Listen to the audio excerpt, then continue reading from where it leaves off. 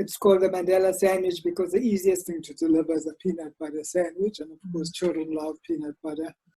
You've had this problem, and I heard you say white schools, and maybe not white schools, but there are white schools in this sense, that in fact we did nothing to deal with the attitudes and the mindsets and the thinking models of the teachers in those schools.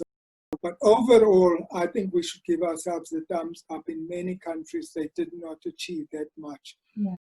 It was just incredible the extent to which Thabo Mbeki was informed about the detail in each department. I think there's a lot of hypocrisy within the white community. So they often talk about all the many ways in which we've got nepotism and government doesn't hold accountable people who are in its own rank. So it's its own members, that overlooks, I think, the way in which they behaved.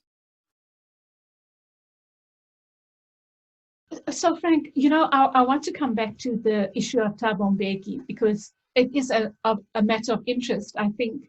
But you have started, and then I interrupted you, speaking about those achievements in those started speaking about the first 100 days and those first 5 years, what the task was, and then what we managed to achieve, you managed to achieve, as a country. Just to add a few more to those achievements, the big ones being the housing, the water, the rolling out of electricity supply. We also introduced immediately what we call the Mandela sandwich, so the school feeding schemes. Yes. So it's called the Mandela sandwich because the easiest thing to deliver is a peanut butter sandwich, and of course children love peanut butter. So that was rolled out, and those things are quite significant in schools. I think we know that. The other thing that was delivered apart from these, bringing clinics closer to the people, was the access to free healthcare services for pregnant women, as they are, as in their maternity phase. So that was made available, throughout on a wide scale to people. So there were a number of these additional things which people began to experience immediately and enjoy. And then, of course, you had the social grant system, which was very good for people in the white community, which was sort of a proportion of the people in the colored and Indian community got something out of that system as well. And there were government pensions as well within those target communities. But for the African community, there weren't any of the social welfare facilities and services. So this was rolled out on a mass level, and progressively that was improved. So there were many, many immediate changes for people. In education, the change wasn't that big or that fast, in this sense that you have an apartheid education system. It says whites were, your expenditure for whites is so much, and your expenditure for blacks is so much, and it's been built up over the years. Then it says that whites could only go to those schools and blacks to those schools. But when you get democracy, it removes those, but you've got geographical areas. Yeah. And you've got these areas in which the mass of black people live, and the quality of those schools are not good. The quality of the teachers in those schools are very different. And then on top of that, government then introduces a system where parents can actually complement the resources of the school. So the schools then are allowed to charge fees in order to complement what government gives them. So you can see again there that some parents in certain communities are better placed. So if you're in Morningside compared to whether you're in Wentworth, how much can you contribute per month? Yes. So although we had shifts and changes, our school system to this day is racially divided. And there's that racial overlay. And the mass of school children are going to schools which are severely under-resourced. Some of the schools don't even have the basic facilities like for washing your hands or clean toilets for the learners and for the teachers as well. We still have some pit latrines in many instances and many cases. Of course, there was some possibility of mobility. You could travel to a Model C school. It will cost you. Yes. Again, draining money from the household, the traveling, and then you'd have to pay those school fees as well on the same basis that the other parents are paying, even though you're actually I suppose, almost in the sub-economic level of society. You have to pay that same rates. So our education system, one cannot say there's been zero change, but I guess on the scale of what we were meant to do, we didn't have as many changes as we ought to have had. Yeah. And it's almost like, I was thinking about the education thing, and I think it would be so nice to speak to a person who was in education and to look at that, because we did change things. We kept almost trying new things, and my feeling, and I might be wrong about it, but the feeling I got was that we almost tried to quickly change things without thinking of the bigger picture, because we had so much to prove. By we, I mean a black government had so much to prove. But what has been seen in reality is that you've had black, maybe near a middle class people sending, like you're saying, at more expense to their household and their children to white schools, ex-white schools, and then even poorer black families sending, so maybe in an African community, so-called African community, into a so-called colored community, also at a more expense to their income. Those changes, Gladys, are, I would guess, like 20% or 30%, those shifts, not more. Yes. So it means that there is an elite who's changing. So if I am in Commercial, then I'm actually moving to Sydenham and I'm getting my child in there. That's a good change because the school is better. In fact, some of the schools that were in the colored areas are, in fact, you had a tarred road, you had a school that's built of brick, and you had more facilities, but only a small proportion then could access that. Yes. So you had that kind of social mobility. And then you've had this problem, and I heard you say white schools, and maybe not white schools, but there are white schools in this sense, that in fact we did nothing to deal with the attitudes and the mindsets and the thinking models of the teachers in those schools. So we sent our children to those schools at great cost. Yes. And we were then too busy to go to the meetings. So when we were at those parents' meetings, we were then outnumbered, or we felt we didn't have a right to say as much because we were not as active in the various school activities like the other parents, fundraising activities, the special days, and so on. And I'm partly also speaking from personal experience. So you just went along, and so the cost to the children who went to that school, so in essence, those schools in a cultural sense are still white schools. Yes. And so I think in the education arena, just to say something quickly about outcomes-based education. So one of the things that we did in those early periods is that we were sometimes too ambitious.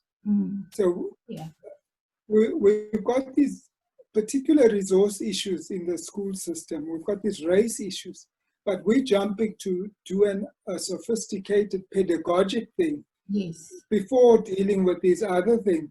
Yes. In fact, that sophistication requires, it's a good system, it's a good way to do education. Yes. But in fact, it would have been better for us to actually focus on things like reading, writing, Yes. the 3 R's, maths, yeah, and really doing solid things like saying the teachers must be in school these hours. You must complete a solid amount of work in the curriculum each term. And this is how it will be monitored, and this is how it will be rewarded. And so we began to focus on things which in fact took teachers, instead of strengthening teachers' delivery under, I guess, an old methodology, we in fact took them away to workshops, to classes. We used a cascading system to teach them a very, very complex way of teaching when there were these other issues. So we were very ambitious. Yes. We closed down the teacher education colleges, very quickly and very soon. And they had their weaknesses, but instead of pushing something in there and strengthening the teacher education colleges as well, for the provision of teachers, and in fact then I guess merging the teacher education colleges so they all strengthen each other. We didn't do that. We abolished the teacher education colleges. So there are many missteps we made along the way. But I think overall, if you look at, I guess, a range of things that we wanted to do in the first 5 years, in about 4 out of 5, we did some wonderful things. In the education part, the main thing we did well there was actually to provide the school feeding and to put that school feeding system in place. And then also did the unification of the different departments, but not much more. But overall, I think we should give ourselves the thumbs up. In many countries, they did not achieve that much. Yeah. Thabo Mbeki was a very interesting leader. And him and de Klerk were deputies. Right. By 1995, de Klerk June, he pulls out, so Thabo's the only deputy left there. Then, before Mandela's 5 years up, long before, he says to everyone, people, I am not intending really to be around forever. I'm a very old man. For all intents and purposes, I want my second in command to run the country and the government. To all intents and purposes, he's going to be the head of government. I will be in parliament, I will be in cabinet and all these things, but all of government business is run by Thabo Mbeki. And so that was the time in which, I guess by 1996, Jane Naidoo stopped reporting to Mandela, as he had done in 1995, and he was meant to meet with the Thabo Mbeki once a month or once every 2 weeks. Of course, the way it would then happen was the meeting would be set, but then from the side of the deputy president, he would say, something has come up, is not able to meet, can we shift the meeting? And it would be 3 months before they had met. So there were some things there that I guess on the part of Thabo Mbeki, again, it's that duality, those two truths. So on the one hand, for example, around the HIV and AIDS, there were some big failures there. Yes. But on the other side also, we had that Thabo Mbeki, who was a person who said, I want you to run this government in an accountable way. Each of you who are in my cabinet, you have a serious job to do, and I'm going to meet you very regularly to see what you're doing. And I'm going to make sure I'm informed before I meet you. So it was just incredible the extent to which Thabo Mbeki was informed about the detail in each department. He also set in his department, set up a policy unit under the leadership of Frank Meintjies, which said that we are not just a government department that's an office of a president, we are a policy coordination unit. So we want to see each of your policies and see that they are aligned. We want to understand how that policy translates into programs, and then we want reports from you. So I guess the example Thabo Mbeki set was so different from what came after him. His policy unit had people employed in there like Joel Netchitenze, who also provided the data, the information about policy implementation to Thabo Mbeki, that when he sat with the Minister of Education, the Minister of Housing, he could ask pointed questions and point to any failures in delivery. Yes. So it's not coincidence that he was called Mr. Delivery. And he was one who said he is prepared to shuffle his cabinet if in fact you aren't delivering. Yeah. So that was the kind of person he was. So although we had started to see some declines and some problems, I guess, around the way in which government was working with civil society, we saw the way in which the RDP office had been closed down. Thabo Mbeki brought many important capabilities and ways of doing things into government. But it came at the same time as he was shrinking the resources with Kia and Askisa. So that's why there wasn't as much delivery in his time. But he, if you see the kinds of things that happened under the Zuma administration, they would never have happened under the Thabo Mbeki administration. Okay. So many people do look back now and they say, well, what are the positive things? Right. So there was, but he limited himself by taking the neoliberal approach, which means I have less resources. But for the resources he had a system of follow-up and monitoring and holding accountable and in the direction where he was going. But he could not take the country forward because of the neoliberal framework and the more limited resources he had. Okay.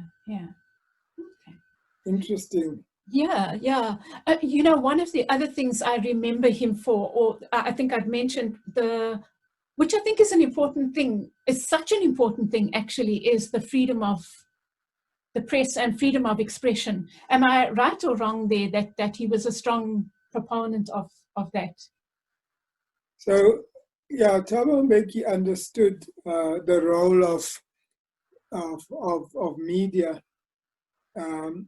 in terms of the whole democracy project, but also in terms of development. And he had also, in one of the discussions I had about him, we had talked about how, in fact, within a government system that's socialist, but which is too autocratic, the experience of the Soviet Union, you begin to control information, and then people begin to actually believe what you say until your own propaganda starts to clash with people's real experience, and then you would get an uprising. And so he and I had that discussion, and he talked a lot about this idea of a listening organization, listening campaigns. He always had surveys of what people are saying and what they are thinking about the programs. And he, together with Jonah Chitenze, worked on two components. So one of it was, how do we do development communication? So for people to know government programs and follow up and access them. And secondly, the component about the freedom of the press being a part of democracy. So Thabo Mbeki you would never hear him saying, I'm going to sue this newspaper for a particular cartoon or for a particular article it has placed about me. So he had that, and he had those people around him as well, which were, in fact, inputting those. But I think, the complexity comes in because suddenly you had COSATU and the trade unions saying, we want Thabo Mbeki out of power. We are the alliance, and we have never had a meeting under him. Right. He's too much his own person, and he's leading as an individual. As a result, Vavi then talked about the tsunami that would come from the way he's mobilizing workers together with Zuma to unseat Thabo Mbeki. And then they went to Polokwane and they unseated him. So in his way of working as well, as once he was on a particular path, he wasn't as consultative as what they were saying. And it certainly wasn't bringing the alliance in. And I think one of the key issues on which he felt the strong need that he needed to exclude trade unions from the alliance is when you go the part of neoliberalism, right. when you're saying that, in fact, one of the solutions to our problems is, in fact, more economic growth. Yes, yes, yes. More latitude for companies, more leeway for them, and then through that way we'll attract investors. So when you do that, you have to leave the trade unions and the Communist Party out of discussions. Right. And so that created this groundswell of opposition against him. Yeah. You know, from various groups who said that they wanted their cut, they wanted they wanted their role, they wanted a part of the pie in terms of governing. Yeah, yeah. That, of course, opened the door, because it opened the door to the Zuma era. Yes, right, right. And do you want to talk about that? I just think very quickly there, the point about placing your faith, your confidence in individuals and one significant political leader is really not a good strategy for transformation. So as the trade unions and as the Communist Party, your complaint arises out of a complaint with an individual and his leadership style, and then you supplant it with a similar approach, is a really, really big weakness. And so you think that by doing that, you will address this issue of growing joblessness, the fact that many fundamental issues are not being addressed, and that you'll be able to move forward much more.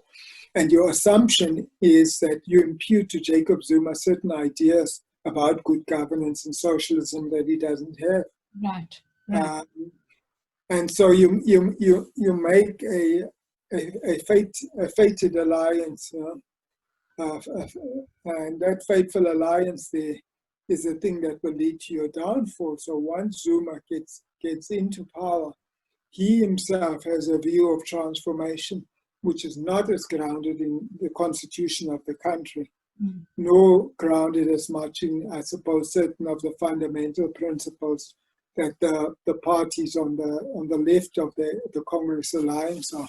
Yeah. And so we are led down a path, and that path is a path which is that the way in which we should transform this country is actually to allow an elite group of people much more access to resources that are under control of the state in the state-owned enterprises in a very, very direct way. We should allow any other group that prepared to work with us, but to take, I suppose, tenders and opportunities away from some of these big white firms. We should really allow them to work with us, because as long as they have agenda to take it away from the white firms, regardless of who they are, we should work with them, and hence enters the Guptas. We should also recognize that, in fact, and these are some of the things I'm imputing to that philosophy, that there are few people like Cyril Ramaphosa who, through an interpretation of Black economic empowerment, received such wealth through deals, to be deals.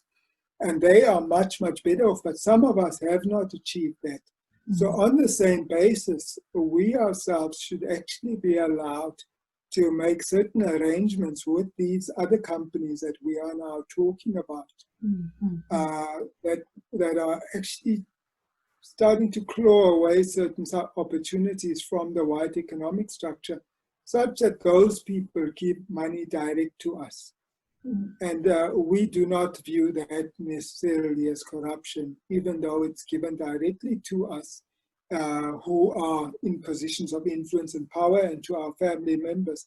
In fact, this is reorganizing So that philosophy is still there, and it's very, very strong, but it's dangerous philosophy, and it has led to millions, billions, and some might even say trillions of loss of money, which in the framing of this radical economic transformation group that Zuma is sort of one of the icons of, their framing is that the loss of those resources is a loss to white capital, and it doesn't affect anyone else.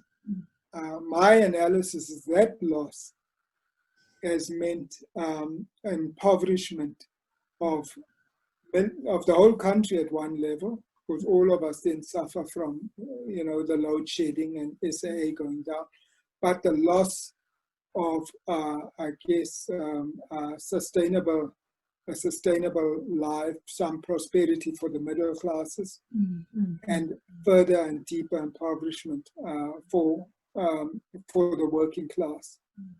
It's been devastating how much has been taken and stripped away from people at various levels, such that come COVID-19, 2020, you step your first day into lockdown, and then as the ruling party, as key people in government, you are surprised that in fact the assets of 20 million people are so little after all these years, that in fact it's a worry that many of them won't starve, that children won't suffer further malnutrition. The devastation caused by Jacob Zuma also means that when you look in your own kitty at resources that you could give to people, for a month or two, you don't even want to look there, because your kitty is almost empty, knowing that in fact you've got to take. So the way in which government has now found resources to give this 350 grant, rand a month grant, they say, is by almost putting all government programs on pause and mainly paying salaries and taking money from that and giving to the COVID response, which means obviously that we're going to have certain gaps in delivery in the next few months on another level. But they had to do this because there would have been uprisings. But this wouldn't have been the case if, in fact, we hadn't had the Zuma years where now billions are going to Eskom, billions of resources are needing to bail out SAA, and the millions of resources that were wasted in so many other programs that delivered zero. So we're at a very critical point in the country at the moment. Absolutely. I mean, COVID has helped surface those things. Even for ordinary people who have not been involved, who didn't have to see, COVID has surfaced the inequalities and the deep, deep poverty of so many. Hey. You spoke about the first few years, what we did right, and I think you've spoken about what we didn't get right and why. I don't know if you want to add to that. We have got a formal democracy, and I think that's important. But we need to galvanize again, reorganize to advance a new agenda. And we also need to obviously organize the social forces behind that agenda. One of the things that has happened is that government no longer actually works well with civil society. And that to a new society that will be arranged differently. We might need to change our electoral system to find ways of making leaders more accountable. And we've got to find what are those ways of working around those three issues. One is food security. The other one is health systems, public health systems. And the other one is the unemployed youth. We need answers on those three issues immediately. Okay. Frank, I had another question here about, I don't ask this lightly, this question about a black government. That's aside from the like the Zuma era and how that's put us back, but do you think it's harder from where I'm sitting?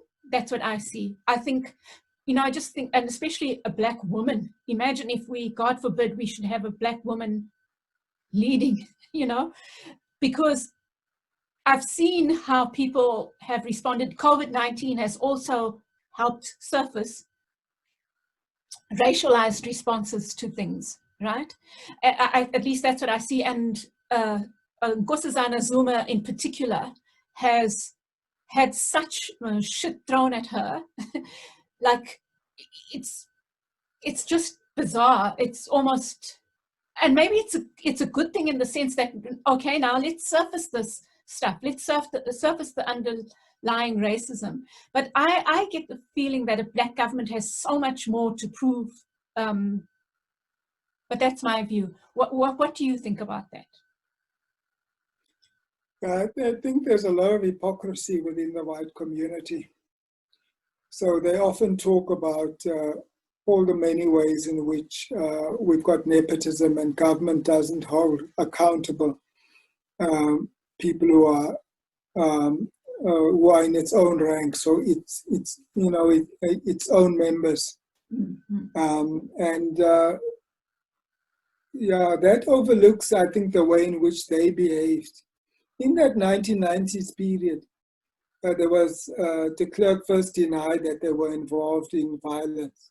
Then he appointed the Goldstone Commission, which first said there wasn't a third force, but then later on found, after certain raids, that there were in fact many extralegal activities, and started to point out some people who were involved in it. And then de Klerk appointed somebody very senior, General Steyn, to investigate it, and he came up with the names of generals who were involved in various things, piling up of arms caches secretly, attacking Frelimo, particular people who were arming in Kata and who were also training in Kata, people involved in assassinations. These names were presented to them. When in fact this guy Steyn closed this thing in the early 94, he said that nobody was prosecuted, none of those generals, people who have been involved in that. He also had pointed out that many of those who were involved in the COVID operations were also involved in scams and corruption deals, taking money for themselves and arms deals. And here's the white establishment telling us that, in fact, we are more prone to allow corruption to continue. They are better off, particularly views in the DA, and some supporters of the DAs have this view. But in fact, that's a case in point. Nobody there was prosecuted. Goldstone then finished his final report at the end of about 1994. By then, the violence had died down. There wasn't appetite even on the part of the ANC to take this forward. But this is a case again of, I guess, people protecting their own and not following through. So that's one example. The other example is the amount of money that was stolen in different ways just before 1994 and up to 1994. There's a case now in the courts where people are lobbying the Reserve Bank to release information about the bailouts, about the interrelationship between certain banks and the government, about the ways in which the banks colluded with each other around, I suppose, the value of the rand. There are ways in which, in fact, in the state-owned enterprises, certain things were sold off. Corruption on a scale unimaginable. So there's a lot of hypocrisy within the white community and among liberal whites about their behaviors and their conduct. And if, in fact, you had the moral high ground, some of the ways in which you are behaving about the privileges and the wealth you have now would not be as it is. You would, in fact, behave differently. You would say, my wealth or my resources comes out of theft and out of injustice. And so I should be putting on the table more. I should be much more willing for particular measures, supportive of measures which are transformative. Things like, for example, if government wants to have a windfall tax, we should actually be supporting it. They don't. So there again is the hypocrisy. So in fact, there's this group that emerges, and then they gather around certain media, which in fact then mobilize like a kind of single consolidated group, a bloc, which seems to delight themselves in the fact that a black government is likely to be more corrupt and we are the bastions of good governance, and it's not the case.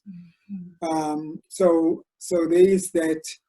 And then I think on the side of the kind of attitudes in the white community, so Nkosazana Zuma has borne the brunt of this, where in fact people have issues that they want to engage about or discuss, but they don't bother about the facts or the detail, and they really pick on her with innuendo, assumptions, and fake information, as a black woman, and they target her. She's actually within a command council, and she's within a cabinet, which is leading our response to COVID-19. But they're choosing to pick on her out of these racial attitudes. So there is a lot of racism. For us as people who want radical change in society, who want a totally democratic system, who want accountable leaders, who want an egalitarian system in which people actually share in the wealth of the country, it makes it really, really difficult when, in fact, we do want to challenge those in government when they are not upholding certain standards, where they are not vigorously advancing certain objectives that were in the Freedom Charter, because we are undertaking this critique based on the experiences of people in communities on the ground. But then you find that people who are right-wing in their thinking, or this conservative liberal thinking, which is overlaid with racism, want to draw you into their camp and want to, in fact, frame your criticism as being the same as theirs. Absolutely. So it becomes very, very tricky way to say what you are doing in government is not what we had in mind when we were fighting for freedom. We believe you can do more in terms of governance, in terms of holding each other accountable, in terms of corruption. We believe you can do more in terms of delivery. But we also see that the areas that, in fact, some of you are, in fact, delivering. These are the instances where you're doing well. So those of us who are in that position find that because the media is so controlled, I think, by a conservative group, we find it a very fine line to walk in raising these critiques. And in fact, what the other group, the people who have this racial thinking and who are so prejudiced against the black government, they don't realize that what we often ourselves neglect to say is that a big part of the problem are your forces who are hoarding the resources, who are unwilling to transform, who are unwilling to implement BEE. They conveniently fail to overlook that. And we sometimes in our critique are sometimes not balanced enough to see that the structure of sort of, I guess, white controlled capital is equally responsible, are part of the corruptors, are yourselves playing a role of degrading our democracy and causing it to dissipate. So we should be much more careful about that. And so we risk being co-opted into other agendas, which by people who themselves don't care as much as they like to make out about what's happening in the black communities, marginalized communities. They're very keen to say that the reason we want to open up industry so quickly after dealing with the virus is that we're thinking of the people who are employed in our companies. Yes. Sounds good, it sounds heartwarming. Yeah. Except on day one, when they open up, they have not provided the protective equipment. Yes. They have not actually done the preparations properly. In fact, they are doing it as they go along, meaning that they're putting people from our communities, from the working class, at risk, and people are becoming cannon fodder. Yes. So this racial thing is so intertwined in many of our issues and in our debates. And we have to be more alert to it. So I think you make a very good point. We need to find what are the ways we can thread respect in without becoming uncritical or slavish. And how do you do that? And then in a race society, how do you have that sensitivity? And once you have that basic sensitivity and respect, you will find the right way to, in fact, balance that thing of critique with actually sensitivity and respect. Okay, Frank. Well, you know, we could carry on. I could carry on listening to you, and I've got so many more questions. And perhaps we'll have to do another one. We'll do going right back, because I mean, I think I've been reading someone's script, and he's talking about the 1983-1984 TRICAM, which you spoke about, and what was happening before and what led to that, and those tensions that we can see playing out even within Black communities, you know, Black on Black tension. But is there anything else you want to say to round this off, Frank? Well, I think that this question of hope and the future is that many people think that that there isn't hope, and they are quite despondent, that they look to the future at where the world is. But I think always remember where we were under much worse circumstances, and we had that spring in our step. And then I think linked to that, I want to actually say that if anyone will watch this and is a leader or is playing a leadership role, part of this thing of hope is also linked to this thing of self-care. So this self-care is an idea that comes, I guess, it's not an individualist self-indulgent thing. It comes from Audre Lorde, where she says it's a political act. So if you don't strengthen yourself and your stand and this idea of who you are, you don't fill your own cup. Yes. You will not have much to give to anyone else. You will not be able to radiate some sort of optimism and some energy to take us forward. Mm-hmm. And so in that sense, you've got to realize this struggle we're in, it's a long one. The journey will still have many twists and turns. And in your thing to rush around and be feverish, you could just burn out. You could fail to actually work on the ways in which you strengthen yourself and realize the ways in which, I think, from a greater wholeness, you draw energy and strength. In that way, your leadership will be a very shallow leadership.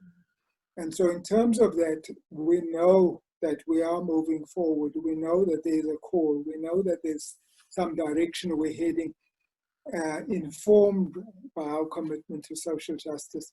And sometimes you can't see the cracks happening at present, but the very covert thing is the one that gives us opportunity. It's been a message to the world: we can't continue as before. The climate change is again saying that. And these are the moments at which there's an opportunity for a visionary voice to be heard and to be sounded out. And so I think I have that faith that the path we're going, the energy, the spirit of people from the ground being behind us, the unsustainability of the old system is all pointing us to that better future that at various moments in history and in time, top leaders have held out there and said, this is the kind of world we want. This is the kind of human rights we want in the world. This is the kind of justice within nations and between nations. And I think we have to just keep our eye on that prize and move forward. That's great. Thank you, Frank. I feel so enriched by this discussion with you. Thank you. I mean, your soul, you're wise and you radiate something so beautiful, honestly. So thank you. Thank you. Thank you.